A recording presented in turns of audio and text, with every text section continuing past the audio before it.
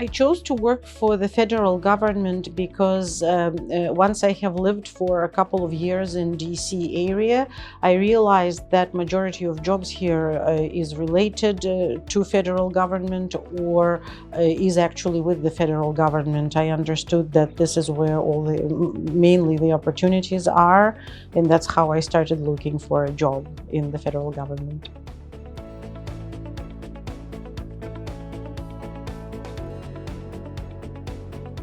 I work at the Department of State and specifically in its own training center, which is called Foreign Service Institute. I found my position because a colleague of mine told me about a language school that was contracted with the State Department, and they were looking for language instructors. And this is how I applied for this job. I have a bachelor's degree in English from my home country, from Estonia. And also I got my master's degree here at George Mason University, and the degree is in linguistics.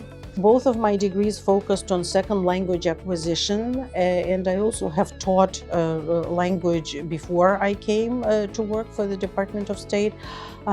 So that's really like my lifelong path, and it was only natural that I would apply to one of these jobs.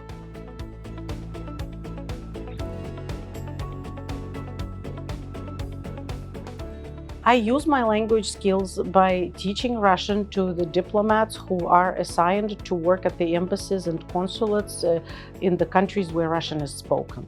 Our program is very intensive, and we teach 5 hours every day, 5 days a week. It is 3 hours of speaking and 2 hours of reading. And for the rest of the day, we prepare for the class next day.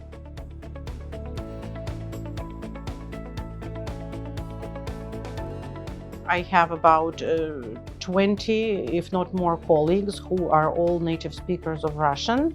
And we do interact, of course, in terms of discussing our curriculum and sometimes teaching methods.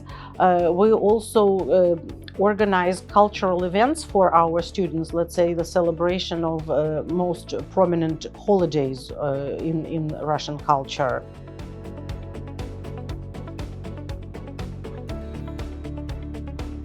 We have heritage speakers in our workplace, and I do think they bring a lot of value because heritage speakers are these unique individuals who are intimately familiar with both cultures, American and Russian.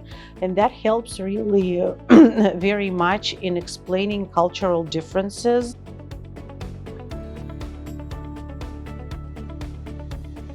In terms of professional development, FSI offers really great training, and let's say for language instructors there is an array of courses in teaching methodology, in class management, in let's say teaching specifically diplomats for their job, also talking about interpersonal relationships, working with, let's say, counterparts who don't necessarily see eye to eye with you or don't agree with you. So there is a lot of focus on communications.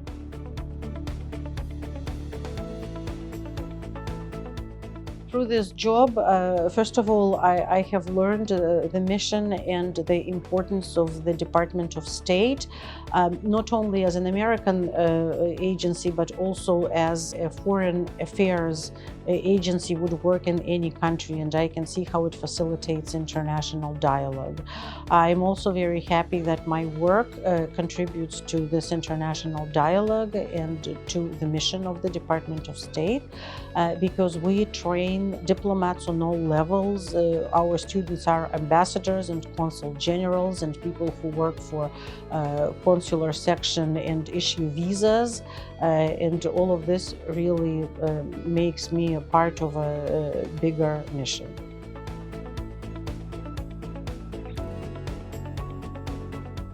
I think I have started being much more attentive to kids who are learning Russian here in America.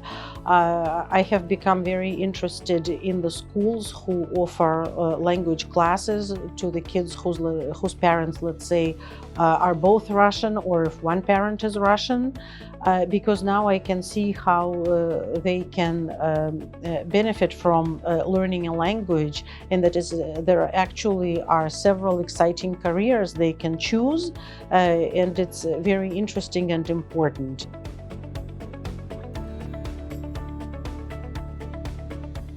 My advice to the heritage speakers who are pursuing a job in the federal government would be to really stay committed to language early on, because to know a language well, it's a long-term project, I would say. And what would help you very much is to get yet maybe some other skill and another profession on top of that,